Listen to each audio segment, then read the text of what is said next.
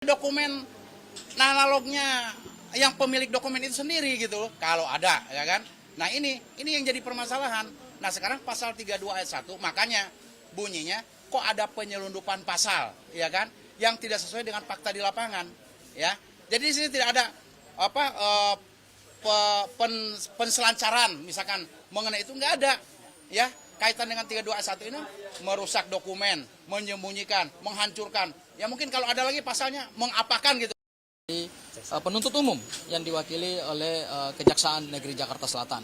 Nah, tadi sudah disampaikan jawaban, dan tentu jawaban yang disampaikan tadi kami diberikan hak hukum untuk kemudian memberikan tanggapan ya terhadap jawaban dari Polda Metro Jaya, kemudian juga eksepsi dari turut termohon, dan tadi akan dilanjutkan tadi arahan dari hakim berdasarkan tadi apa yang diputuskan hakim akan dilanjutkan jam 2 ya Mas Roy ya. Jam 2. Mungkin saya tidak bisa menguraikan secara detail apa yang tadi disampaikan karena tentu itu nanti baru kami sampaikan dalam replik kami.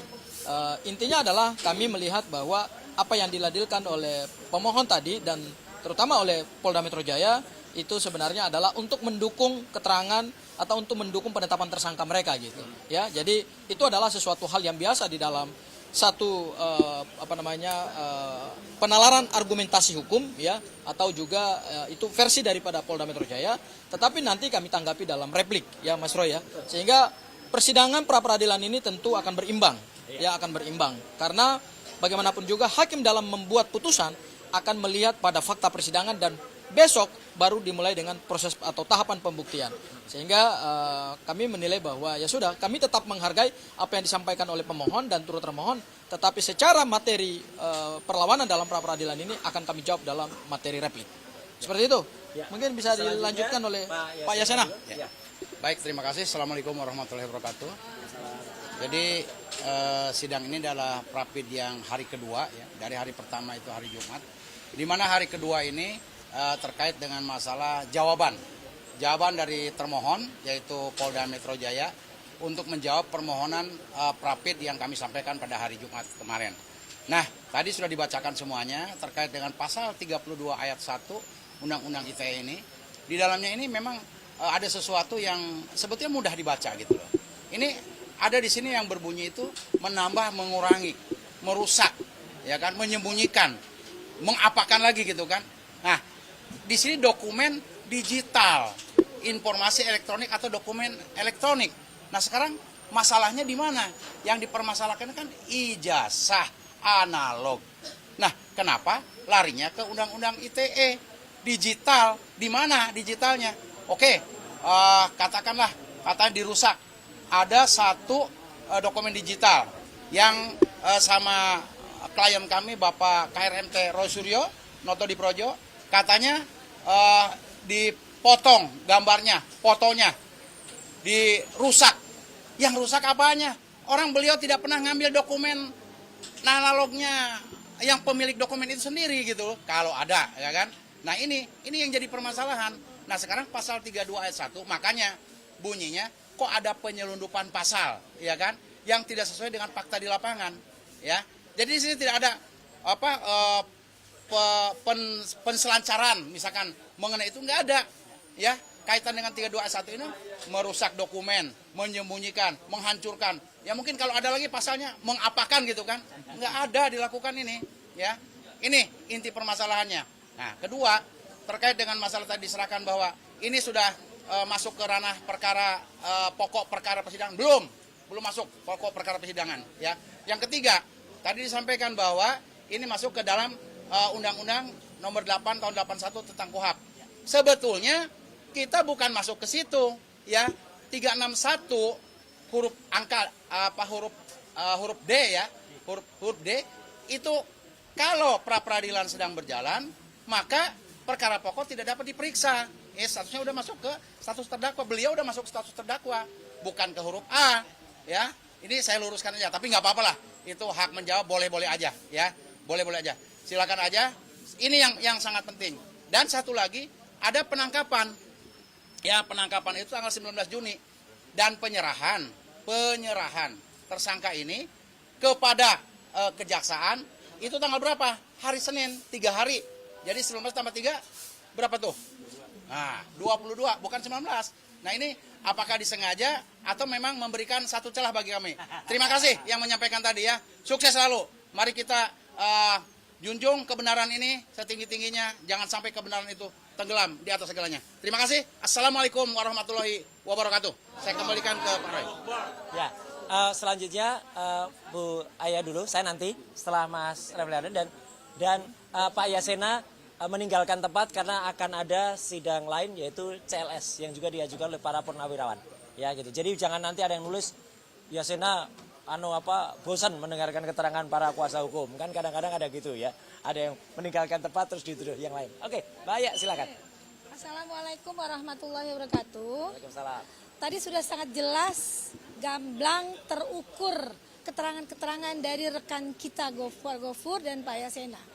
Jadi prinsipnya hari ini kita tinggal menunggu saja bahwa jawaban atau replik kita yang sebentar lagi akan kita serahkan dan disaksikan nanti pada akhirnya dan didengar keterangannya, kita lihat dan kita uji semuanya di dalam ruang persidangan. Siap.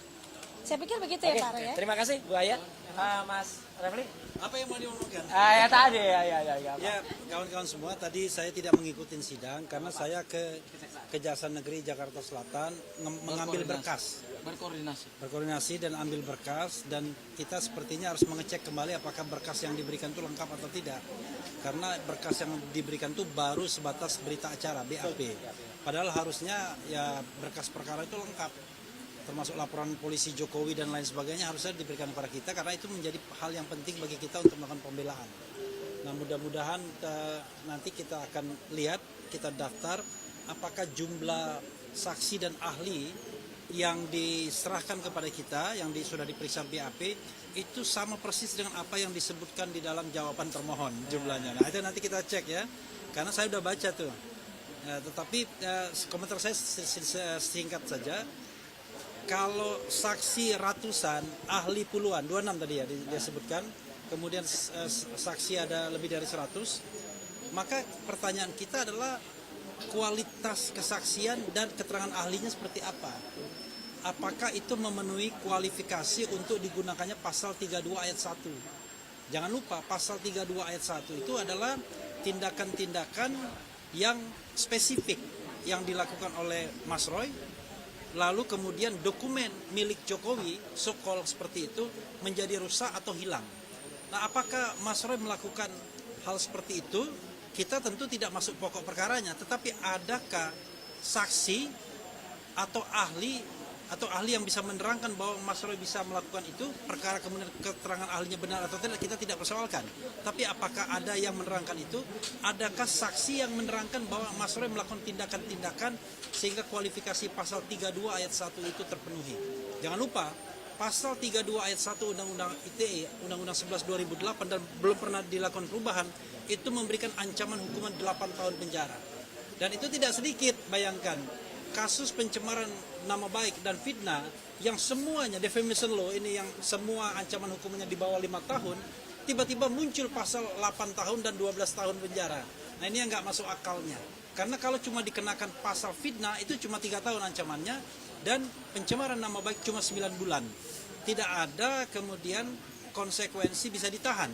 Tetapi kan kita struggling, kita berjuang, kita fight agar Mas Roy dan Dr. Tifa tidak ditahan sejak tanggal 13 November 2025 sampai kemudian tanggal 22 Juni kemarin.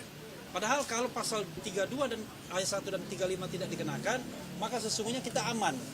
Kita tinggal memikirkan perkara pencemaran nama baik dan perkara fitnahnya. Nah, kalau pasal ini rontok, kita akan jauh lebih ringan. Tetapi kalau kita rontokkan semua di pra-peradilan, maka kemudian case close. Tetapi jangan salah ya, sekali lagi, ini adalah strategi yang selalu harus dihormati ya dari tim Toham. Kalau yang lain, ya jangan nyerang-nyerang lah ya kan. Sesama biskota dilarang saling mendahului, kan begitu.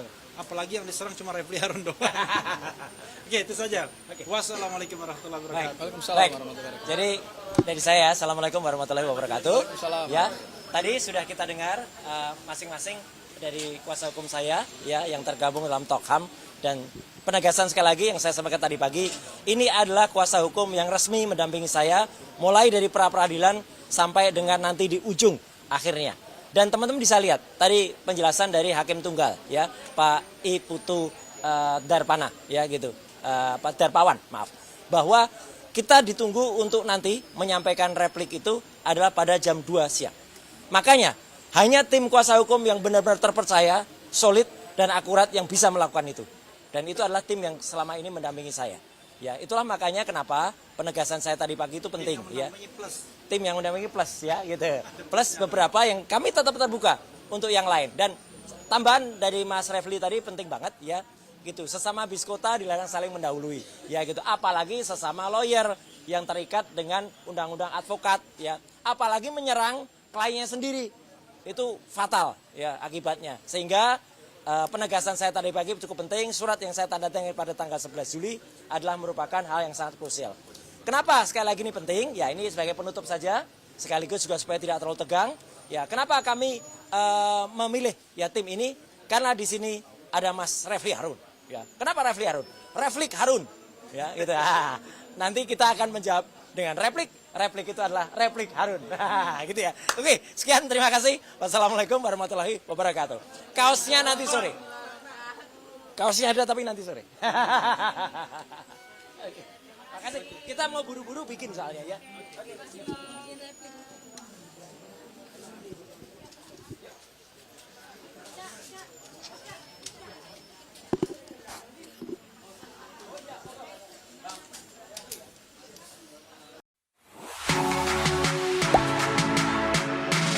Gak sempet baca? Dengerin aja, klik icon text to speech di okezone.com.